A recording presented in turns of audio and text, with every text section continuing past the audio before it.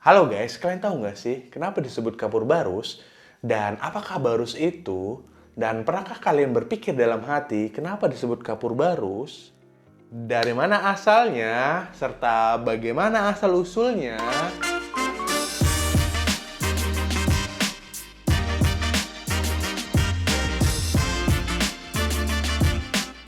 Halo semua, selamat datang di channel Trivia Loire. Dan gue Han, yang akan membahas informasi-informasi trivial dan fakta-fakta menarik tentang sejarah yang mungkin selama ini belum kalian ketahui.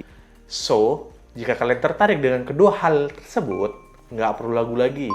Klik tombol subscribe-nya dan aktifin tombol notifikasinya supaya kalian nggak ketinggalan update-update terbaru dari channel ini. Nah, sesuai di awal tadi, kita akan membahas kapur barus mulai dari sejarahnya, penamaannya, komoditasnya, serta kondisinya saat ini. Seperti apa sih kapur barus saat ini?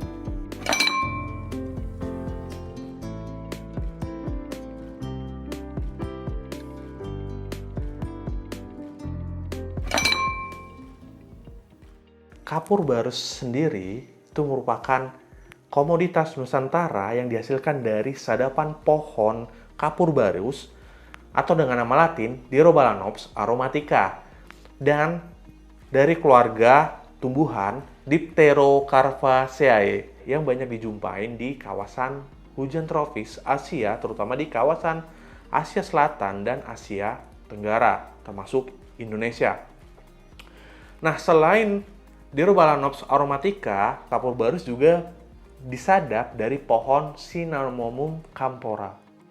Nah, kapur barus sendiri itu dapat ditemuin di sebuah wilayah yang bernama Barus, sebuah kecamatan di Kabupaten Tapanuli Tengah, Provinsi Sumatera Utara. Nah, dalam catatan-catatan perjalanan bangsa asing, kapur barus atau wilayah Barus itu sering disebut dengan nama Pansur, Pancur, dan Vansur. Kapur barus yang terdapat di Barus itu merupakan hasil sedapan dari dua pohon yang berbeda, yaitu Dirobalanops dan Cinnamomum campora. Oke, sekarang kita masuk ke dalam riwayat sejarah perjalanan komoditas dari kapur barus itu sendiri. Nah, catatan pertama yang mencatat mengenai kapur barus itu didapat dari laporan perjalanan bangsa Yunani pada abad kedua Masehi, yakni Claudius Ptolemeus. Nah, dalam perjalanannya, dalam catatannya, Claudius mencatat bahwa Barus dengan nama Borusai itu merupakan penghasil kapur barus yang cukup baik, gitu. Nah, catatan-catatan perjalanannya ini kemudian dibukukan dengan judul Geographica Hypagesis. Dalam laporan ini juga, Claudius mencatat bahwa di Barus sudah melakukan hubungan dagang dengan orang-orang Mesir dan India. Dan kapur barus merupakan salah satu komoditas yang paling diminati oleh pedagang-pedagang India dan Mesir. Nah, dari sini kita ketahuin bahwa pembalsaman mumi di Mesir itu menggunakan terdapat kandungan kapur barus atau kamper. Nah, jadi dapat disimpulkan dari catatan Claudius Ptolemeus bahwa pembalsaman mumi di Mesir itu bisa jadi menggunakan kapur barus yang terdapat di Barus. Nah, selain itu, meskipun tidak disebutkan secara langsung oleh pedagang-pedagang Tamil atau dalam prasasti Lobutua yang berbahasa Sanskerta, nah, itu disebutkan bahwa sudah terdapat kelompok-kelompok pedagang Tamil atau dari India Selatan yang bermukim di Barus. Nah, dalam catatan prasasti tersebut digambarkan bahwa pedagang-pedagang Tamil tersebut mengambil emas dan kasturi. Nah, kasturi dalam catatan ini dapat diartikan adalah wewangian. Nah, salah satunya adalah kapur barus. Nah, selain kedua catatan tersebut, terdapat lagi catatan-catatan bangsa asing seperti catatan bangsa Armenia, Arab, Persia, Cina, dan Eropa. Nah, catatan yang pertama dari bangsa Armenia itu merupakan naskah geografi yang mendeskripsikan tentang kota-kota di India dan kawasan Persia pada abad ke-8. Nah, kota-kota ini dikunjungi oleh ahli-ahli geografi yang kemudian dituliskan dalam naskah tersebut. Nah, dalam naskah tersebut, salah satunya disebutkan adalah Pansur atau Barus yang berada di pantai barat Sumatera, merupakan pelabuhan yang ramai dan menghasilkan komoditas kapur barus dengan mutu yang sangat tinggi. Nah, kemudian catatan yang kedua dari bangsa Armenia ini terbit pada tahun 1668. Nah, dalam naskah tersebut juga disebutkan bahwa Barus merupakan salah satu kota yang dikunjungi oleh ahli geografi dan disebutkan merupakan kota penghasil kamper dengan mutu yang sangat baik selain kota Panai yang berada di pantai timur Pulau Sumatera. Nah, catatan yang ketiga merupakan buku ilmu kedokteran yang berjudul Mechitar der Meestarstes Aushertors bij Pibern yang ditulis oleh Mechitar pada tahun 1184. Nah, dalam naskah tersebut, salah satu obat untuk penurun demam yaitu menggunakan kapur barus. Nah, selain catatan bangsa Armenia, terdapat juga bangsa Arab. Nah, bangsa-bangsa Arab itu datang ke Nusantara, itu rajin mencatat beberapa kondisi ya. Salah satu catatan, artinya catatan pertama yang ditulis oleh bangsa Arab itu berjudul Akhbar As-Sin wal Hind yang berisi tentang catatan mengenai Cina dan India yang ditulis pada tahun 851 Masehi. Nah, dalam catatan ini itu dituliskan bahwa Barus atau Pansur merupakan daerah penghasil kamper dengan mutu yang sangat baik. Nah, kemudian catatan yang kedua itu berjudul Al-Masalik wal Mamalik yang ditulis oleh Ibnu Khordadbeh pada tahun 850 di Irak. Nah, catatan ini mendeskripsikan tentang jalan-jalan dan kerajaan. Nah, salah satu daerah yang dicatat dalam buku ini itu adalah Pansur. Nah, dalam catatan ini Ibnu Khordadbeh itu menuliskan bahwa Pansur itu penghasil pisang, beras, kemudian sutra serta kamper dengan mutu yang sangat baik. Nah, yang ketiga itu merupakan catatan atau kamus lisan Al-Arab yang ditulis oleh Ibnu Manzur pada abad ke-13. Nah, dalam kamus ini itu dituliskan bahwa kamper diartikan sebagai kafur. Nah, maka dari kamus inilah kemudian di bahasa Indonesia kan bahwa kamper itu artinya kapur. Ya, merujuk pada kapur barus sekarang. Nah, catatan keempat dari bangsa Arab yakni naskah sejarah karya Ibnu Al-Athir dan Ibnu Al-Baladuri.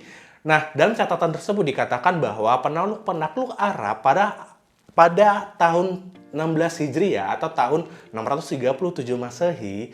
Nah, bangsa-bangsa Arab ini menaklukkan ibu kota dinasti Sasanid yang bernama Ctesiphon. Nah, dinasti Sasanid sendiri ini merupakan dinasti yang terletak di wilayah Persia yang masih menganut Zoroaster. Nah, dari catatan ini diketahui bahwa ketika bangsa Arab menaklukkan ibu kota dinasti Sasanid, itu mereka banyak menemukan tumpukan-tumpukan rempah dan wewangian termasuk kapur barus yang semula dikira adalah tumpukan garam. Nah, dari keterangan ini dapat diketahui bahwa komoditas kapur barus itu sudah dikenal ketika agama Islam mulai berkembang di kawasan Timur Tengah. Nah, catatan yang kelima itu berjudul Athar al-Bilah wa Akhbar al-Ibad yang berisi tentang geografi, monumen, dan ilmu atau informasi tentang manusia karya Al-Khazwini. Nah, dalam catatan ini disebutkan bahwa di pulau ini, maksudnya Pulau Sumatera, itu terdapat ibu kota yang bernama Pansur. Nah, Pansur ini diambil dari komoditas pansuri. Nah, dari sebelumnya kan kita ketahui ya bahwa pansuri itu merupakan komoditas kapur barus atau kamper yang mutunya sangat baik. Nah, dalam catatan inilah disebutkan bahwa penamaan kota Pansur atau Barus ini diadopsi dari nama komoditas kamper yang berkualitas tinggi atau pansuri.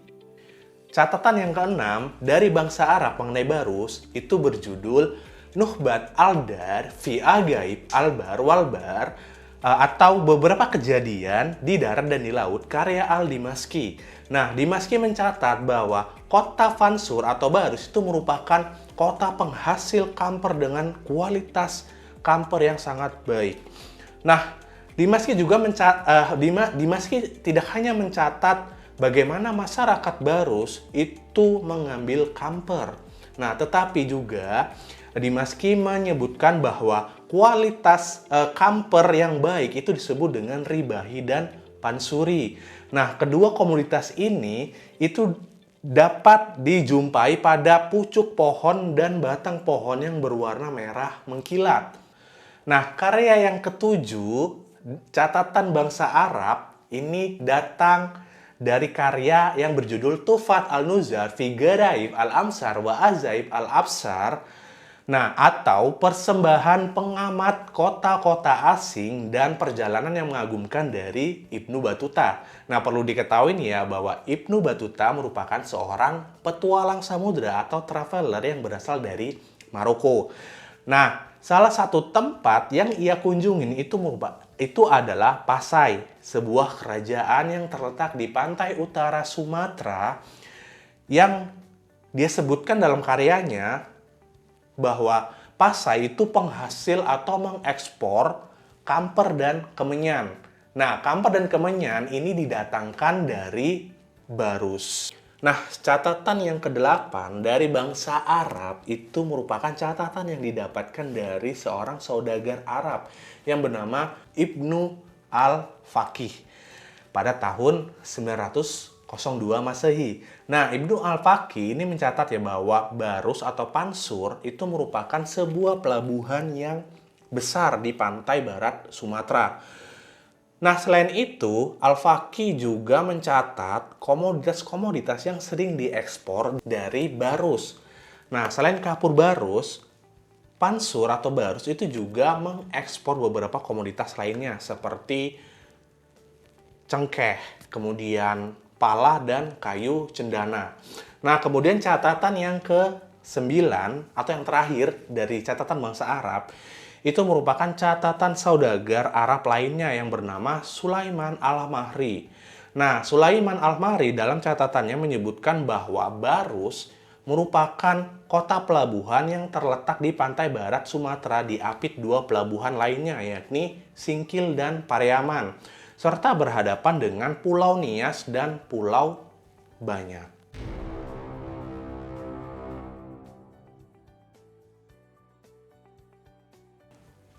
Tadi kita itu udah ngebahas ya catatan-catatan mengenai Barus dari catatan bangsa Armenia dan bangsa Arab. Nah, kemudian kita lanjut ke bangsa Persia yang juga mencatat mengenai Barus. Nah, setidaknya itu terdapat dua catatan mengenai Barus oleh bangsa Persia. Yang pertama itu adalah buku yang berjudul Akbarnameh, karya Abu Al-Fazi. Nah, dalam karya ini dijelaskan bahwa terdapat dua komoditas kamper dengan mutu yang tinggi, yaitu ribahi dan pansuri. Nah, sama seperti dengan catatan-catatan bangsa Arab sebelumnya ya, bahwa dua komoditas kamper terbaik itu disebut dengan ribahi dan pansuri. Nah, dalam catatan ini juga Abu Al-Fazi juga menyebutkan bahwa kata kamper itu pertama kali ditemukan oleh Raja Riba. Nah, perlu kalian ketahui nih ya bahwa Raja Riba ini merupakan penguasa wilayah yang berdekatan dengan Barus atau Pansur. Nah, catatan kedua mengenai Barus dari bangsa Persia itu didapat dari buku ilmu kedokteran yang berisikan tentang sifat-sifat asli obat-obatan. karya Ibnu Sarabiyu pada abad ke-10 Masehi.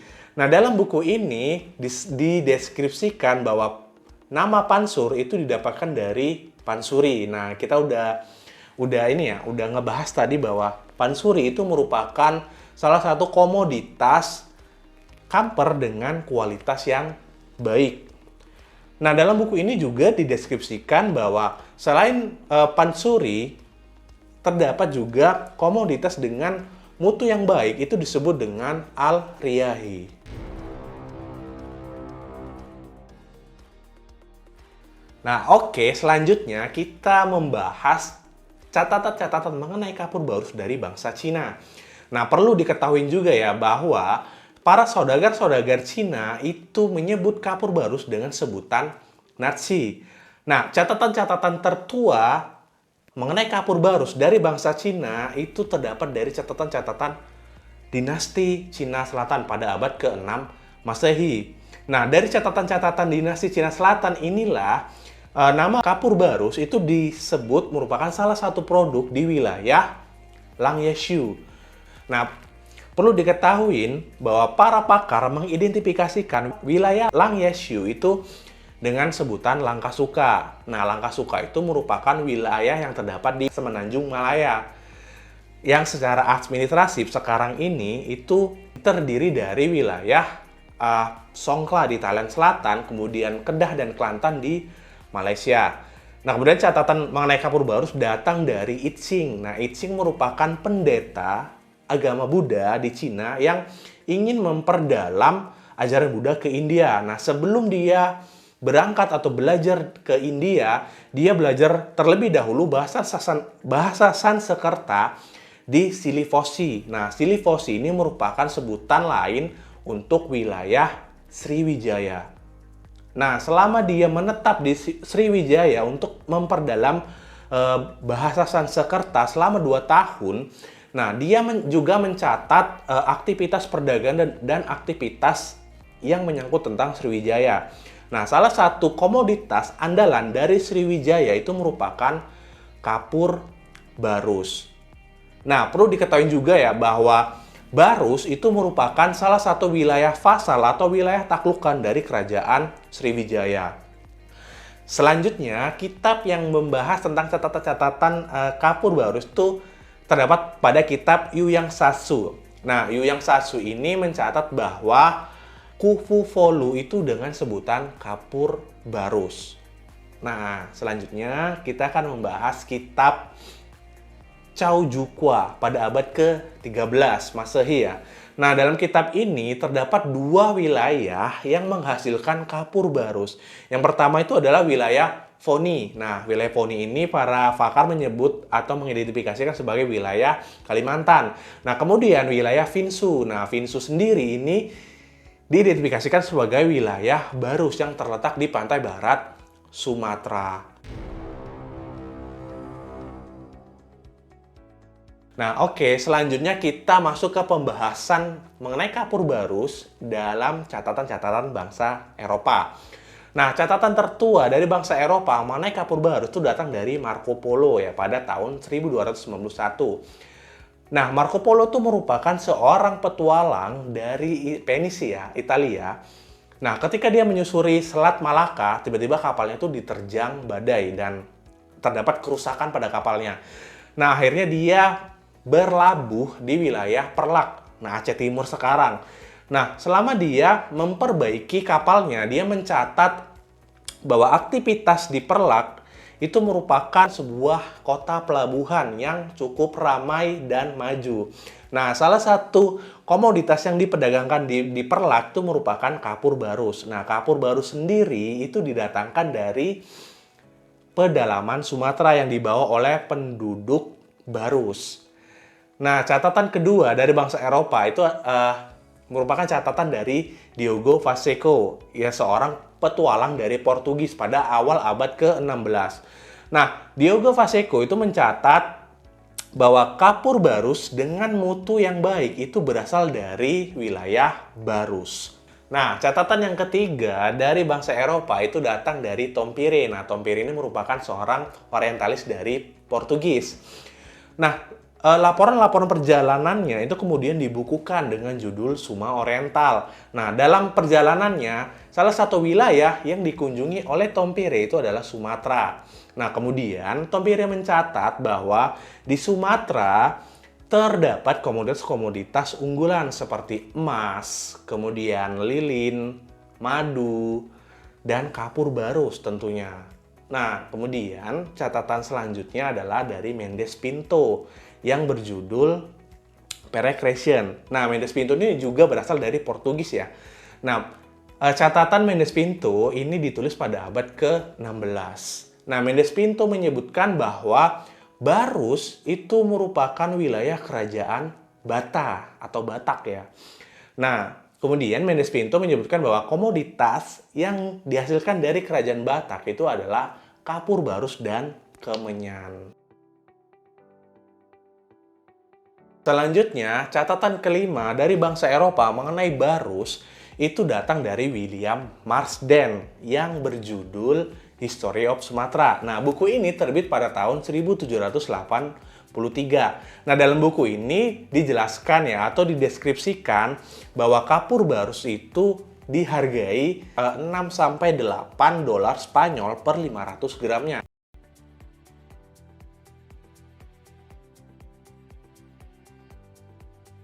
Kapur barus itu diperdagangkan oleh orang-orang Aceh dari Singkil dan orang-orang Batak itu sendiri. Nah, kemudian laporan yang keenam, catatan-catatan bangsa Eropa itu datang dari orientalis Jerman yang bernama Franz Wilhelm Junghun dalam bukunya yang berjudul Die Batalanden auf Sumatra. Dalam bukunya, Junghun itu menyebutkan bahwa komoditas kapur barus pada pertengahan abad ke-19 itu menurun drastis ya jika dibandingkan dengan laporan Marsden. Nah, berdasarkan laporan Junghun, kapur barus itu pada pertengahan abad ke-19 hanya sebanyak 100 kati. Nah, 1 kati itu setara dengan 0,6 kilonya. Jadi 100 kati itu setara dengan 60 kilogram. Nah, jauh banget ya jika dibandingkan dengan laporan Marsden yang pada tahun 1783. Nah, kapur barus itu dihasilkan sebanyak 3 ton. Nah, sementara pada pertengahan abad ke-19, kapur barus hanya mencapai 60 kilogram. Nah, berdasarkan catatan-catatan mengenai barus dari bangsa Armenia, Arab, Persia, Cina, dan Eropa, nah penamaan kapur barus itu merujuk pada komoditas kapur yang berasal dari wilayah barus itu sendiri. Oke, jadi kurang lebih seperti itu ya guys penjelasan mengenai kapur barus. Jadi kalian bisa tahu ya kenapa dinamakan kapur barus, dari mana asalnya, dan sejarah kapur barus itu sendiri. Yang mungkin selama ini beberapa dari kalian belum mengetahui asal-usul kapur barus. Padahal sering banget ya kita temuin kapur barus itu di rumah. Baik di lemari pakaian untuk pengharum lemari, pakaian gitu ya. Dan pengharum toilet. Serta sebagai pengusir serangga di rumah kita. Oke, jika menurut kalian informasi ini menarik dan bermanfaat, silahkan share ke sosial media kalian agar lebih banyak lagi yang mengetahui informasi terkait kapur barus ini. Dan juga agar lebih banyak lagi yang melek sejarah. Lantas, bagaimana kapur barus yang sekarang banyak beredar di sekitar kita?